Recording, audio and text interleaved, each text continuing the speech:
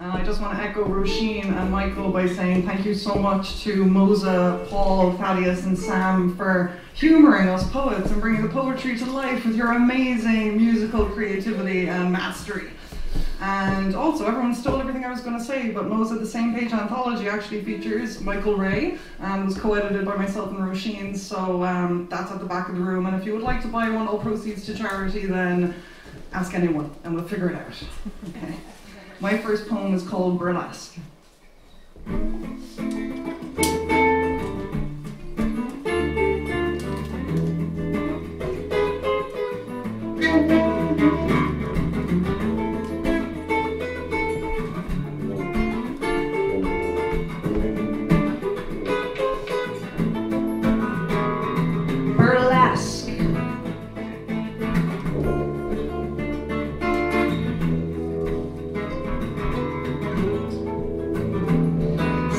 Human shapes reflected, a slow, uncertain strip of tops.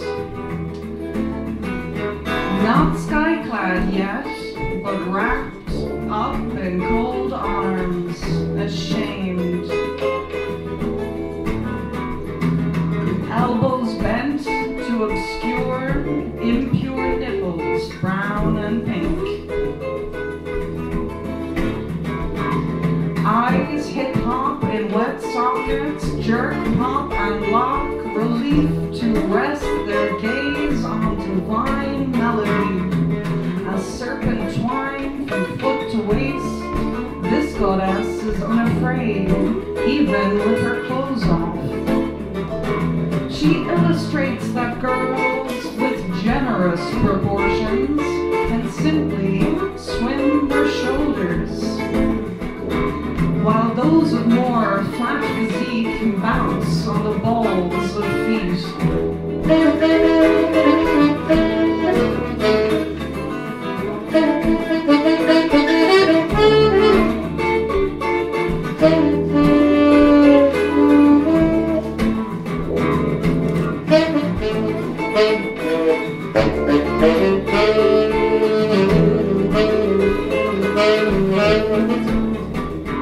She tells them of a time when Gypsy Rose Lee performed on stage with Minskys.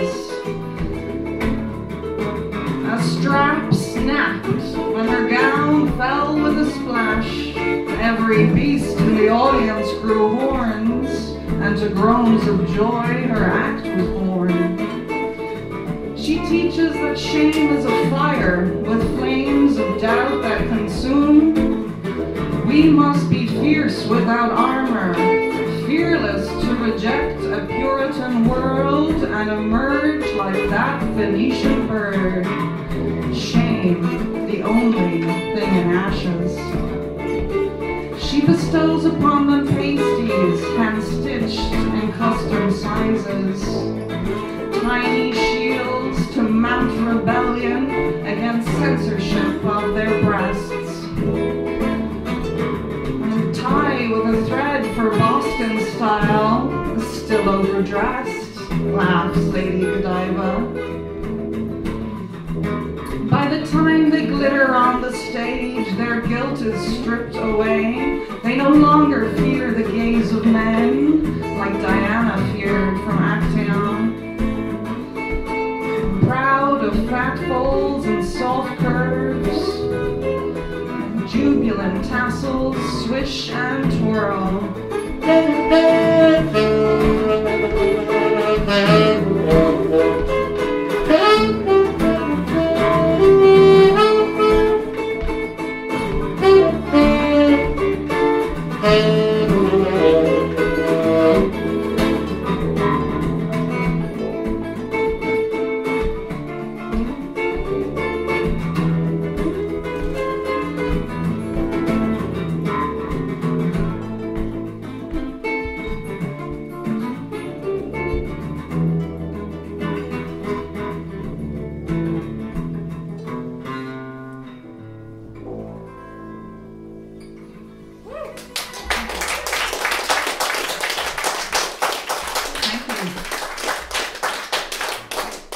And my next poem is called The Big Muse.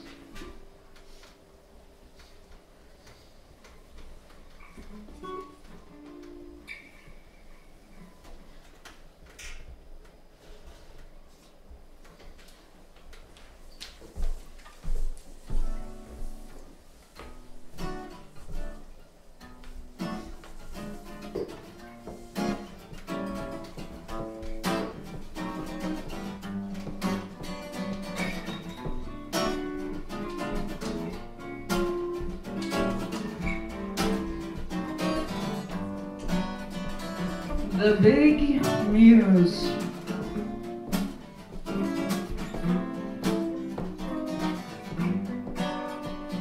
I sat in my office, feet up, eyelids down. Next thing, the door handle rattled, and in came a face that could rattle a corpse. Right away I could tell, this gal does not often hear the letters N and O together. "I hope you're not busy," she said.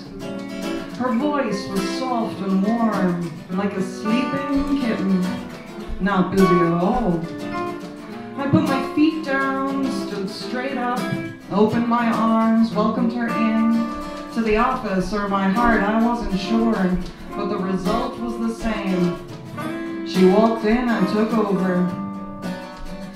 She was 20 or so, all wavy hair, curvy lines, dressed up nice as a mannequin in a fancy store.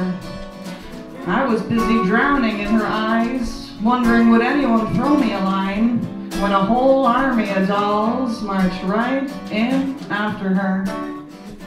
"Detective, my sisters and I, well, we need your help." "If there's a will, then you know what they say."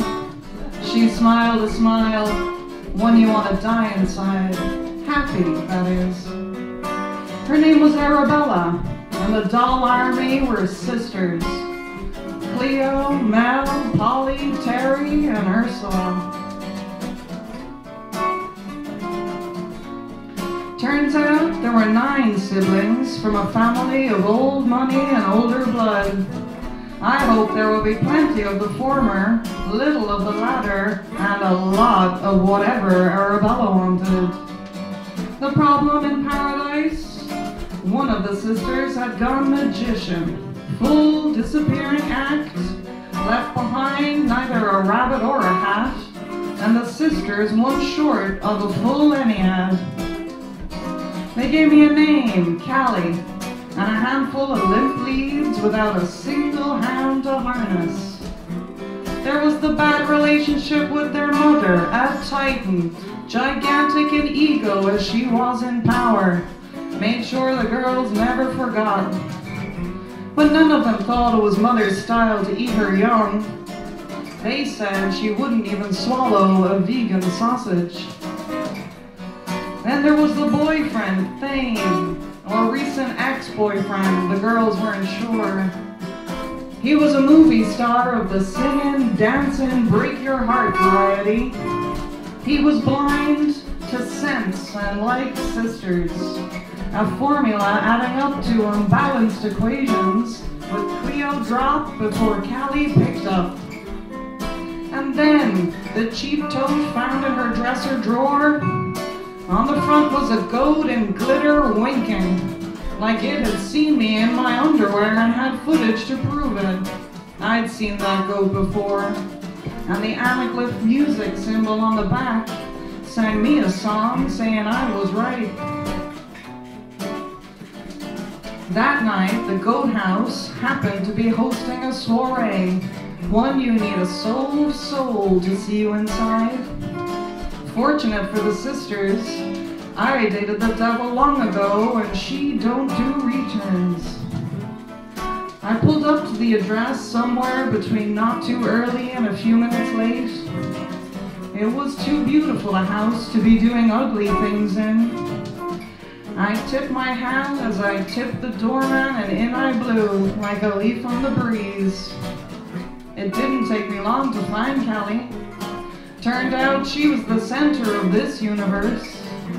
She looked like a Greek statue, gown of stars, her hair wound round like a crown. She carried a tablet everywhere, like it was carved out of her arm. In designer graffiti, the walls proclaimed, "Content is king, change the conversation." Between the shouting letters, I spied other sisters, Eudora and Tally, looking like magic but tragic. They serenaded the room with slow numbers, sensual as they were sad. "Drink, detective?"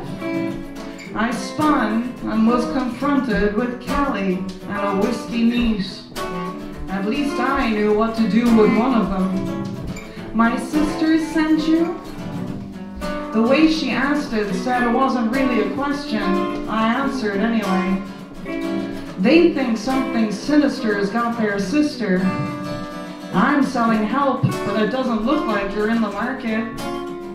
On the contrary, detective, you can yet play hero.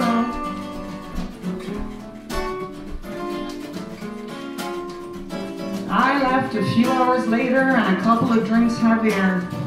Tick-tock like a clock, Callie had said in way of goodbye. Tick-tock. She had me set up all over. Now I had more accounts than a money laundering ring. I was to be an ambassador, Fedora, Holster, Jameson, just for starters. She said, right and wrong, we're singing a sad old song, and soon the new golds will be tucked up tight in our pockets. I couldn't help but believe her. All Callie left for me to figure was how to untangle this epic twist with Arabella while still staying social.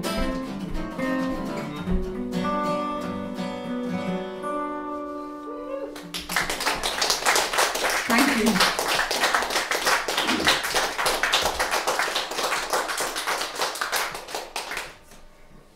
And this next poem is called Bring Flowers of the Rarest.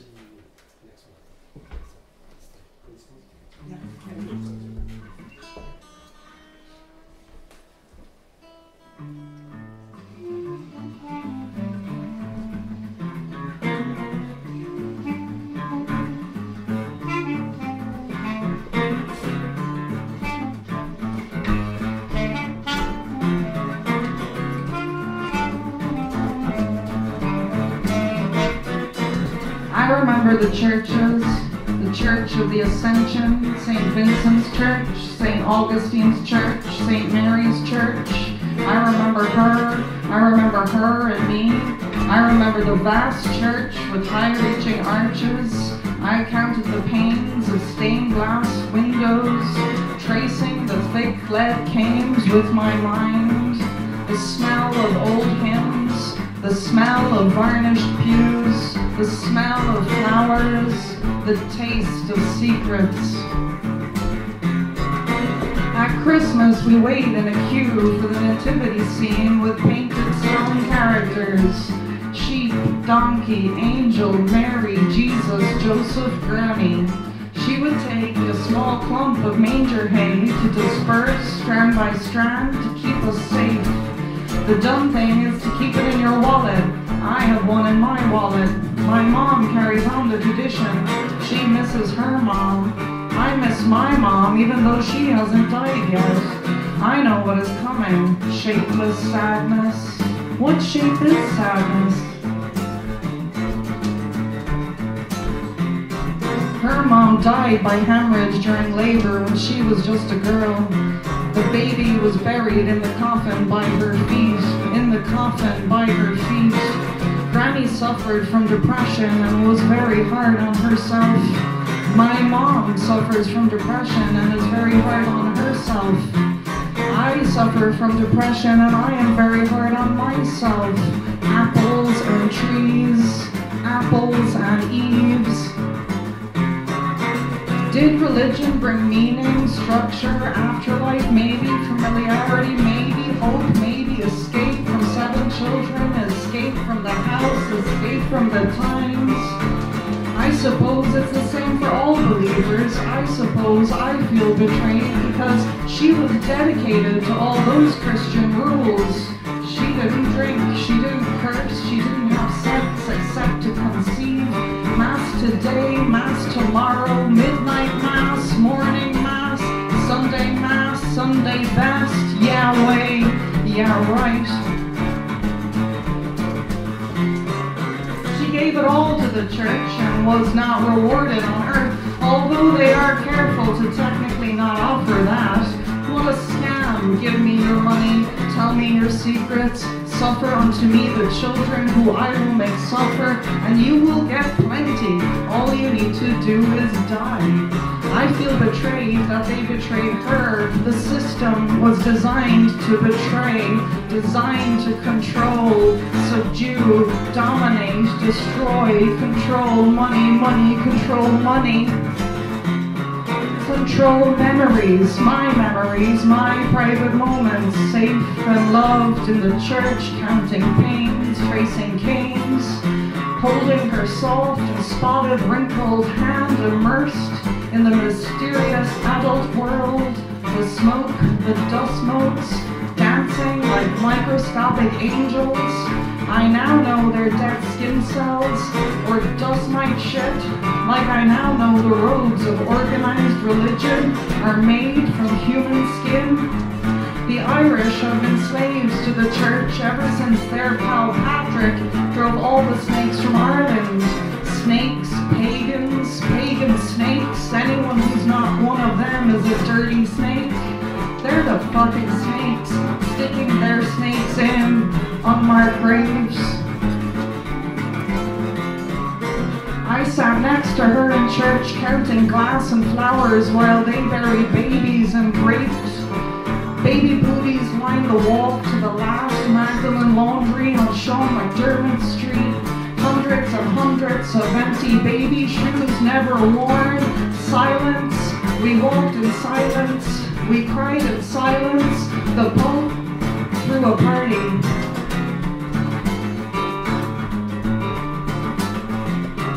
I almost wished that they had kept their promise, and somewhere she was dancing in matching shoes with little angel babies, with her twin, with her mom, with her dad, with granddad.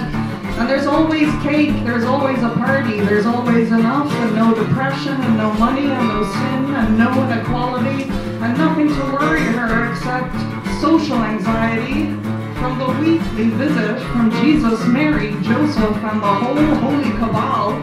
But I know that's not true, because I know what happens when you die. You're dead.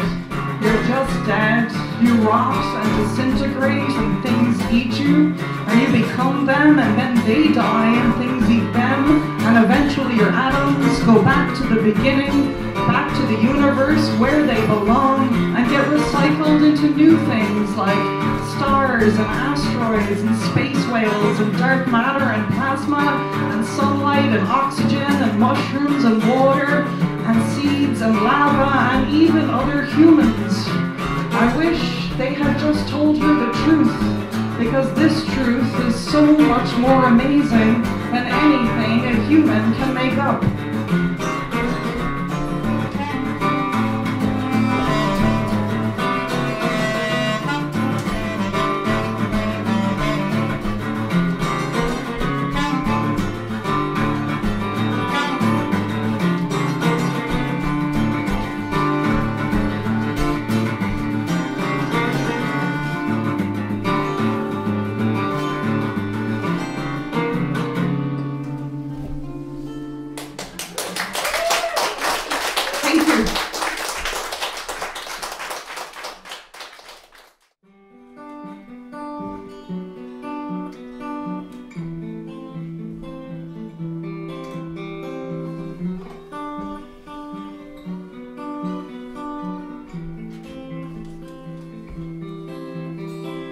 Feathered barley put ablaze each day by sunset and its early opposite. I grasp the basket woven by my hand and lay my scythe asleep against my harvest. My palms are blistered and my fingers stained by woody skin of grain and plant life juice. I wipe them on my apron sewn by mother, precisely stitched with twin embroidered roses. I feel it then. Each breath is strange and grows, fingers in lungs to grip my heart and squeeze.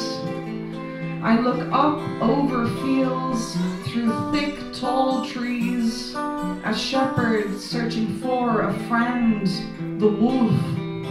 The earth begins to rumble, pebbles bounce. It grips me in my gut before I see the landscape turn and twist until a track for ancient engine barreling down on me. Beneath my feet the ground now shakes to shout at me to go, to run and run like hell. But I already race down narrow paths, between neat rows of crops and scattered crows, and up to house, my home, a kitchen table. I seize a pencil, I wrestle paper sheets. So when the train arrives to thunder through me, I collect it, I grab it on the page.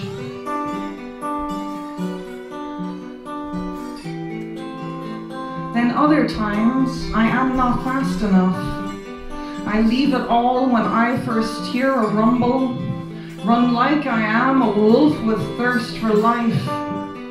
But I do not reach home before the thunder crescendos and continues straight on through, up out of me, back to the fields and trees, around the river and over the land, to look for other poets, fleet of foot.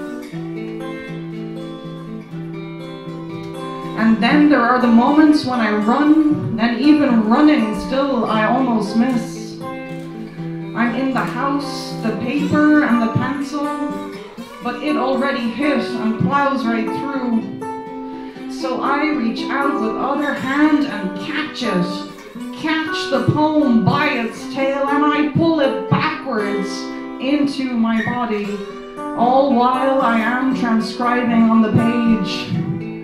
These times the poem ends perfect and intact, but backwards from the last word to the first.